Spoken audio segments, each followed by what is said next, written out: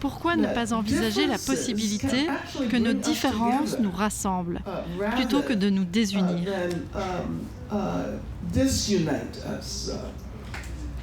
Cela deviendrait notre challenge. Comprendre comment nos différences pourraient être le ciment qui nous lie. Nos différences, telle une glu qui nous tiendrait ensemble, qui nous ferait vivre libres ensemble. C'est Angela Davis que nous entendions ici lors de sa visite à Bruxelles en avril 2022. Et c'est d'elle dont nous allons parler ce soir au travers d'un roman, celui d'Alain Mabankou, notre invité. Bienvenue dans Libre Ensemble. Libre Ensemble, Catherine Ax, Jacques Nizin. Alain Mabankou, écrivain et enseignant franco-congolais, né en 1966 à Pointe-Noire, ayant remporté en 2006 le prix Renaudot pour son roman Mémoire de Porc-Épic, n'a cessé tout au long de son œuvre d'exprimer au monde la force de l'imaginaire africain. Dans son nouveau roman, Cette femme qui nous regarde, il raconte sa rencontre intime avec une icône de la lutte antiraciste aux États-Unis, Angela Davis. Un hommage en forme de longue lettre dans laquelle on croise d'autres figures historiques afro-américaines, de Rosa Parks à Mohamed Ali, en passant par James Baldwin. Bienvenue, bonsoir Alain Mabankou. Merci beaucoup d'être avec nous ce soir. Je suis vraiment ravie de vous recevoir. J'avais envie pour commencer de lire, d'ailleurs vous le proposez en page 93 de votre ouvrage, ce petit extrait de La Fontaine. « Votre compassion, lui répondit l'arbuste, part d'un bon naturel, mais quittez ce souci, les vents me sont moins qu'à vous redoutables, je plie et ne romps pas. » Aujourd'hui, on va parler d'une femme qui ne rompt jamais. Oui. Cette femme, c'est Angela Davis. Vous nous partagez vos émotions et votre rencontre dans ce bel ouvrage, Cette femme qui nous regarde, Alain Mabankou, qui vient de paraître fin août, aujourd'hui aux éditions Robert Laffont. Vous nous dites qu'effectivement, cette rencontre à l'œil nu, comme on l'appelle chez vous au Congo, du 8 mai 2014, vous a laissé évidemment des traces irrémédiables, incommensurables. Pour autant, c'est pas la première fois que vous faisiez connaissance avec elle, mais c'était en photo dans la bibliothèque familiale. En 2014, donc, vous êtes dans votre université. On le rappelle, vous êtes enseignant à l'UCLA, Université de Los Angeles, en Californie. En 2014, vous rencontrez Angela Davis, comme beaucoup d'autres, dans votre université. Mais pourtant, il vous aura fallu 10 ans avant de nous offrir ceci et votre rencontre. Pourquoi avoir attendu 10 ans pour lui écrire une lettre, finalement? Vous adressez tout ce roman à Angela Davis. Pourquoi avoir attendu 10 ans? Je pense que c'est une période suffisamment peut-être profonde. 10 ans, c'est beaucoup. 10 ans, ça permet à un romancier, à un essayiste de réfléchir sur la question. Mais c'était aussi une coïncidence, puisque j'enseignais finalement depuis quelques années déjà à l'Université de Californie, sachant que Angela Davis avait enseigné dans cette université. Les souvenirs de mon enfance revenaient toujours. Le fait que sa photo trônait dans la bibliothèque de mon oncle et que chaque fois que nous étions assis, on regardait cette photo et on avait l'impression que cette femme avec son charisme... Cette femme qui nous regarde, le titre de votre livre. C'est plutôt ma mère qui un jour avait dit « Mais pourquoi? Qui est cette femme qui nous regarde toujours quand nous sommes en train de manger ?» Parce qu'on mangeait en face de la bibliothèque. Et partant de là, je sentais que je portais en moi une certaine dette vis-à-vis de cette femme. Mais comment parler de cette femme sans mettre un parallèle avec ma propre mère qui, elle, refusait qu'on puisse dire qu'elle avait des traits physiques, même avec ma mère, parce qu'elle avait la touffe afro, parce qu'elle était dans ces années 70, portait des pattes d'éléphant, parce qu'elle voulait aussi être la femme révolutionnaire de l'Union révolutionnaire des femmes du Congo. Et c'est vraiment aux États-Unis que j'ai senti que j'avais cette dette lorsque j'ai vu cette conférence de 2014 où nous étions assis et j'avais l'impression qu'elle était là pour moi, pour que je puisse désormais terminer ce que j'avais ourdi depuis toute mon enfance. Et donc, ce livre est la dernière pièce peut-être qui manquait à mon petit parcours américain. Mais je me suis rendu compte, au fond, qu'en faisant le portrait d'Angela Davis, j'étais en train de faire mon autobiographie. J'étais en train de dessiner une carte de l'Afrique des années 70. J'étais en train de regarder les États-Unis, mais aussi l'œil de l'Europe qui est là, parce qu'il est aussi beaucoup question de l'Europe à l'intérieur, puisque Angela Davis a sillonné aussi bien l'Amérique, l'Europe, l'Asie, le monde, puisqu'elle était une des figures emblématiques. Oui. Donc l'engagement politique, l'engagement des combats sociétaux, il est dans votre ADN. Vous le dites, votre maman était aussi une battante, donc Angela ne peut que faire résonner ça en vous. Oui, ma mère était d'abord, chez nous on dit c'est elle qui portait le pantalon, donc c'est elle qui décidait quand est-ce qu'on allait manger. Contrairement à l'idée répandue, on pense toujours que la femme africaine est un poster collé à perpétuité contre le mur, ne bougeant plus. Mais chez nous, vraiment, j'avais l'impression que la grande peur que j'avais, c'était celle de ma mère. Parce que même dans nos croyances africaines, on pense toujours que la sorcellerie de la femme est plus profonde que la sorcellerie d'un homme. C'est-à-dire que si vous voulez guérir, allez voir la sorcière femme. Oui, nous sommes plus forts. Voilà, je ne sais évidemment. pas pourquoi. Donc, dans ce sens, Angela Davis était la sorcière étrangère de notre maison. C'était ma mère lointaine. Alors, revenons à ce livre, à travers votre livre et cette rencontre, qui est le point de départ en 2014, où elle vient dans votre université. Université qu'elle connaît à Los Angeles, université de Californie.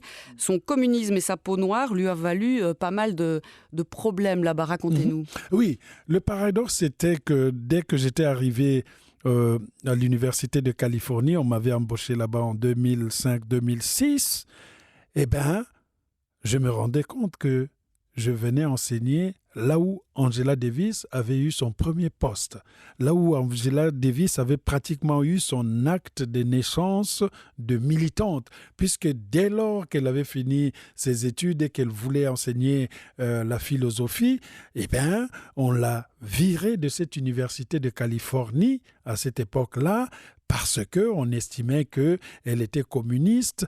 Elle rajoutait que communiste et noir, et donc c'était suffisamment prononcé pour qu'on puisse refuser son accès à l'enseignement. Et partant de là, il y a eu une guerre entre elle et l'université.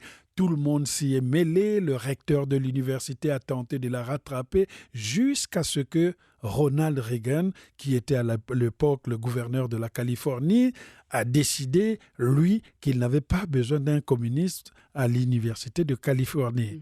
Alors, moi qui arrivais dans cette université, je venais d'un pays qui était communiste. Ça veut dire que la même université acceptait un Africain qui arrivait On n'était plus en plein macartisme, évidemment. Oui, mais il est resté dans l'inconscient américain une certaine suspicion vis-à-vis du communisme. Donc, quand vous dites à un Américain « je suis communiste », le macartisme revient comme un cabri. Même le socialisme est très poussé à gauche, il n'est pas le même que chez nous. Et donc, c'était paradoxal de voir que l'université acceptait un Africain qui était communiste, qui venait d'un pays d'où, si vous n'étiez pas communiste, vous étiez contre le gouvernement, et chassait une femme qui était communiste dans son propre pays. Donc, c'était peut-être aussi ces éléments qui avaient fait que je puisse me dire, je peux gratter quelque chose pour comprendre comment nos deux vies s'entremêlent, avec tout le respect que je lui dois et l'admiration.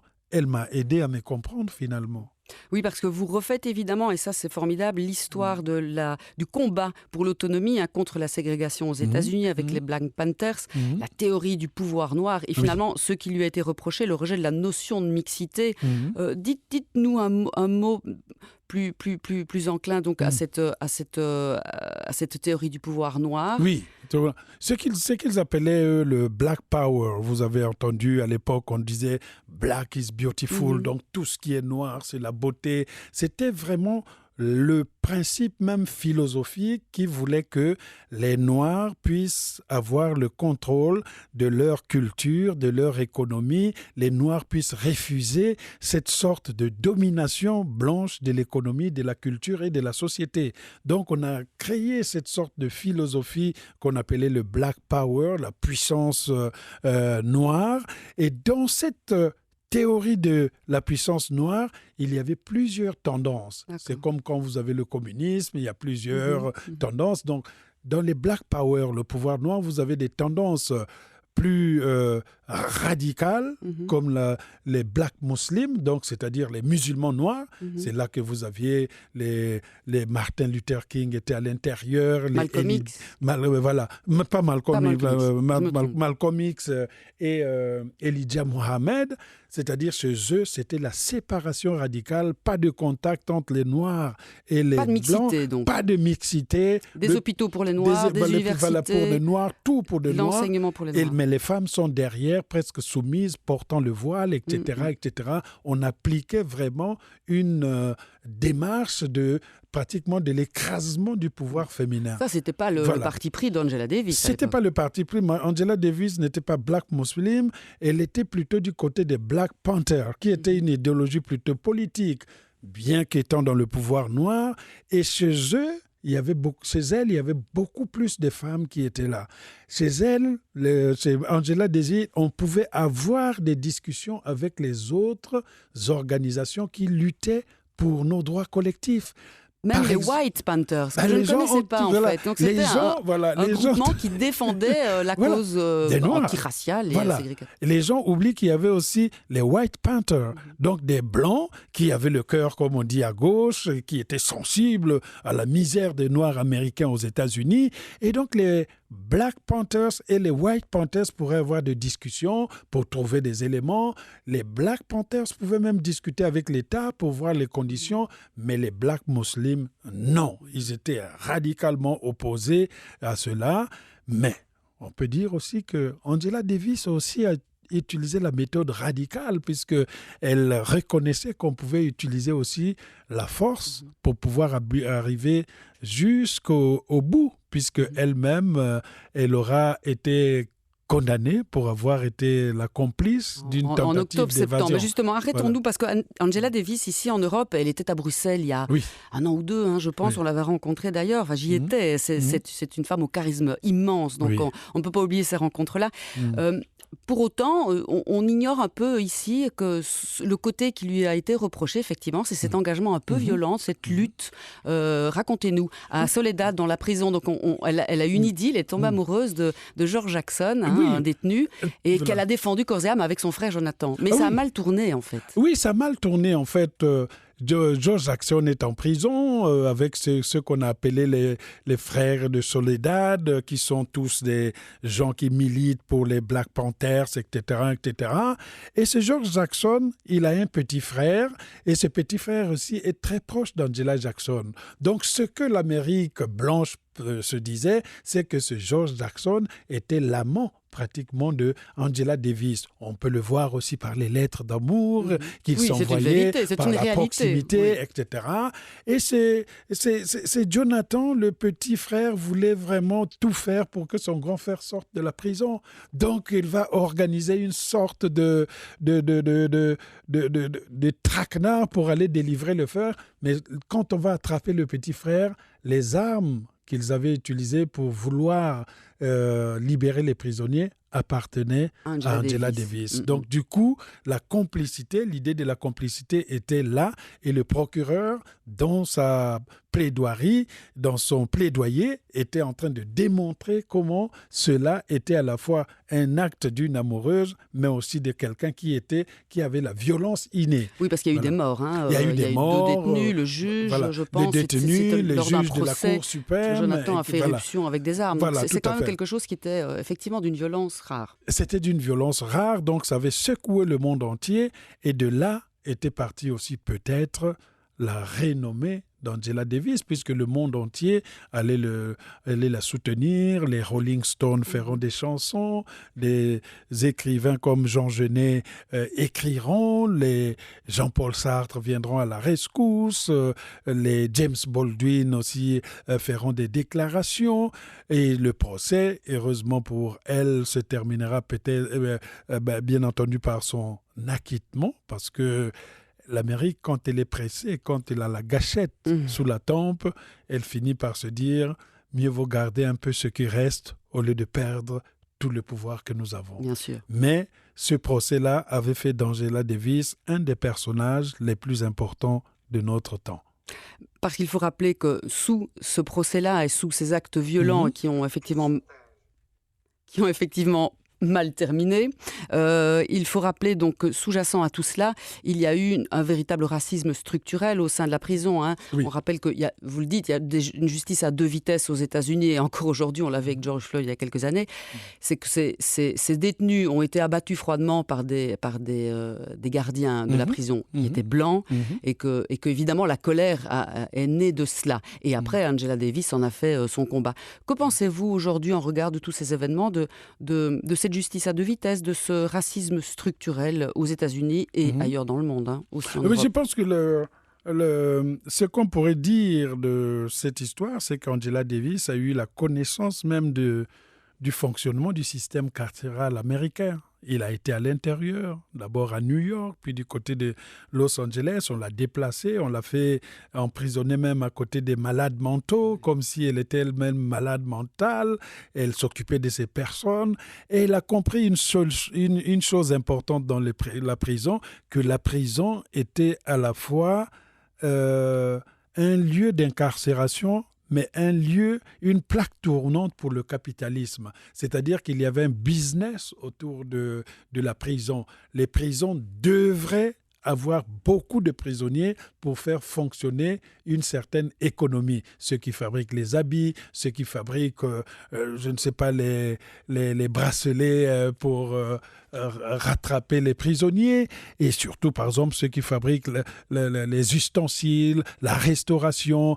Donc, l'intérêt même de ce capitalisme-là, c'est l'existence des prisons. Et avec énormément de population noire, évidemment. Énormément de population noire qui ferait dire même à Angela Davis plus tard qu'il y avait plus de Noirs incarcérés là que ceux qu'on avait déportés pendant la traite atlantique. Donc, Angela va être plutôt favorable à ce qu'on appelle l'abolition des prisons. Je sais que ça peut sauter, oh là là, l'abolition des prisons, mais parce que ces prisons, ce sont les minorités qui croupissent à l'intérieur. On ne va pas dire aux gens que la plupart des crimes qui sont causés aux États-Unis, en Europe, ce n'est que par les minorités.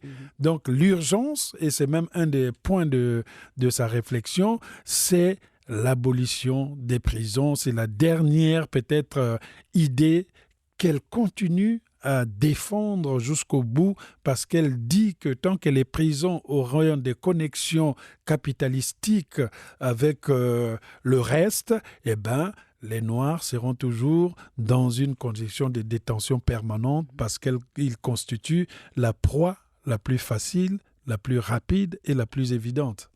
Vous dites, et je vous cite page 127, que le racisme structurel est une entreprise méphistophélique transmise de génération en génération. Aujourd'hui, à la Mabankou, le racisme serait presque, et vous le dites aussi, un résistant courageux face à un humanisme faiblard. C'est presque décomplexé, on le voit en France aussi, vous en témoignez avec les mots singes que Pécresse a relégués aussi. Que pensez-vous de cette résurgence du racisme décomplexé aujourd'hui dans le monde ? Parce que je pense qu'on a banalisé déjà les actes du racisme. On commence à en parler avec une certaine désinvolture. Aujourd'hui, crier au racisme vous fait passer pour un petit plaisantin, quelqu'un de gauche qui n'a plus retrouvé son vocabulaire marxiste-léniniste.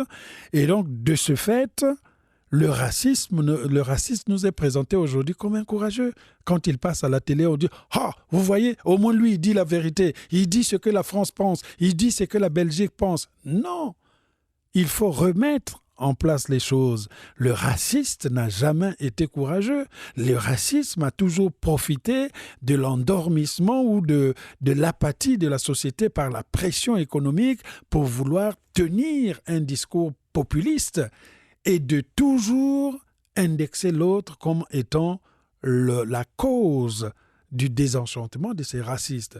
Donc, quand un racisme est structurel, c'est-à-dire qu'il est porté indirectement ou directement par toute la société, eh bien, on ne le sent pas. Il devient parfois invisible à l'intérieur et prend des formes d'individus qui portent des costumes cravates et qu'on respecterait dans la rue. Donc, il faut en plus être très vigilant sans pour autant pousser le wokisme jusqu'à son extrême expression. Donc je reste persuadé, en prenant les exemples que j'ai mis dans le livre, comme la situation d'une Valérie Pécresse qui demande qu'on puisse enlever le nom d'Angela Davis d'une école pour mettre le nom de Rosa Parks. C'est ce que vous dites, c'est qu'elle ne comprend pas, elle n'a pas connu le combat de Rosa Parks. Elle n'a pas connu le combat de Rosa Parks. Qui était le même qu'Angela Davis. Qui était le même qu'Angela Davis. Et Rosa Parks a été parmi les soutiens pour la libération d'Angela Davis. Mais dans la tête de Valérie Pécresse, il s'agit de choisir la noire la moins gênante. La noire qui ne vient pas trop en France, qui n'a pas vécu en France pour connaître cet élan de la philosophie de Sartre, etc. On veut une noire qui ne parle pas, on veut une noire qui est apaisée, on ne veut pas d'une noire qui sait employer le subjonctif imparfait. On ne veut pas d'une noire qui peut décomposer la philosophie de Descartes, etc., etc.